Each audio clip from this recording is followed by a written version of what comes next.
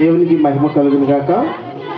మరి ఒక విషయాన్ని అండి నేను మరో రకంగా అనుకోవడానికి వీల్లేదు.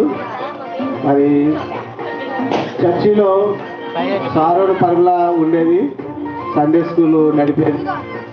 ఆ తర్వాత మరి సౌందర్య మరి ఇక సండే స్కూల్ పిల్లలు లీడ్ చేయడం, ప్రతి వారం ప్రతి నెలకు గిఫ్ట్, ప్రతి వారం పిల్లలకి గిఫ్ట్, తన సొంత ఖర్చు తన సొంత డబ్బులతో మరి ఆ గిఫ్ట్ తీసుకొచ్చి పిల్లలకి ఇస్తూ పిల్లలు ప్రోత్సహించిందండి. మేము ఈ సంవత్సరం ఆ బిడ్డను మేము గుర్తించి మేము ఆ బిడ్డకు ఒక చిన్న బహుమతి ఇవ్వాలి అని మేము అనుకుంటున్నాము.